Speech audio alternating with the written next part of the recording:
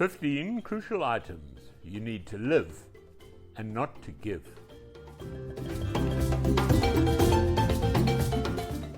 For 25 years, Henry and I visited the Ntafufu River on the Wild Coast every year.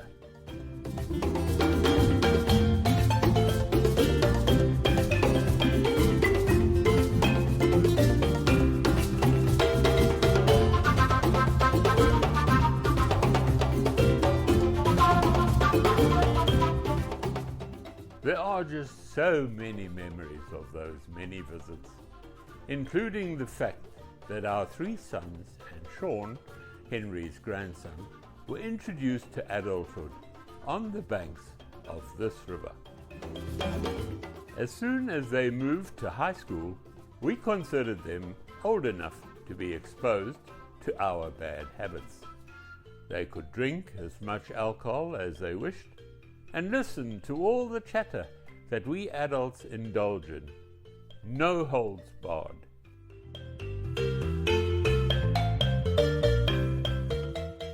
Here we ate more crayfish, mussels and oysters than you could possibly imagine, and were always extremely well organized, with 2 gillies, one from home, our cook, and one local, who would mind the camp while we were out fishing.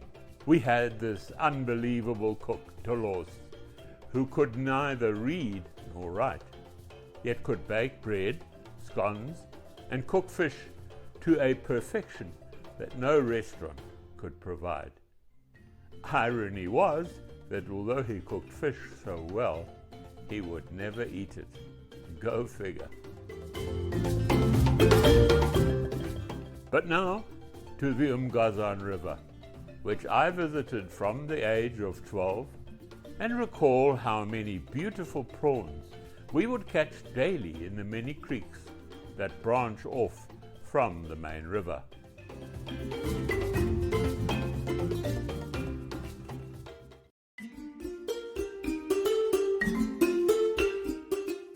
We put a fine sieve lining in our scoop net and would idle a single pass up and down any one of the creeks, and in the process would fill a 20-litre bucket with prawn. During my auditing years, the 2 hotels in Port St. John's, namely the Needles and the Winston, were among the clients that I served.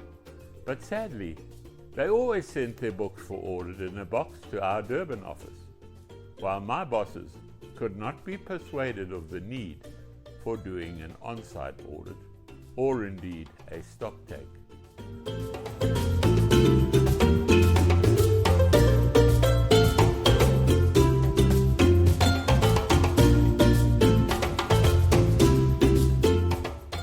After checking over our vehicles and topping up our fuel supply for the vehicles and boats, we spent an hour or so in town doing last-minute shopping and chatting to friends whom we had known for many years, including George Date, who used to own the Wild Coast Inn at the Ntafufu River, where as a child I had got to know them well while staying there with my folks.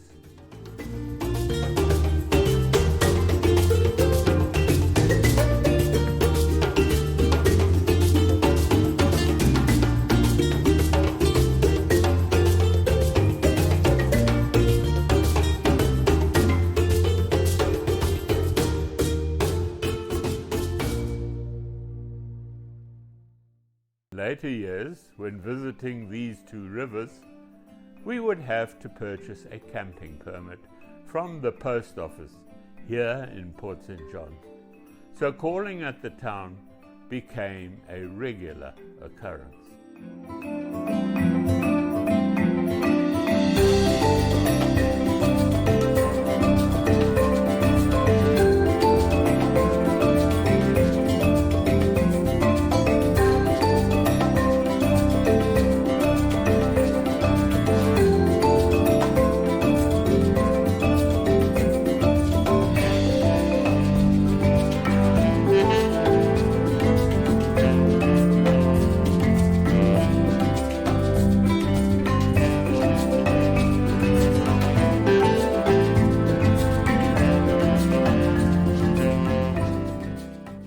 On this visit, however, Abe had managed to organize a lovely cottage on the water's edge, and so we could enjoy the river in relevant comfort, with ease of access to a private jetty.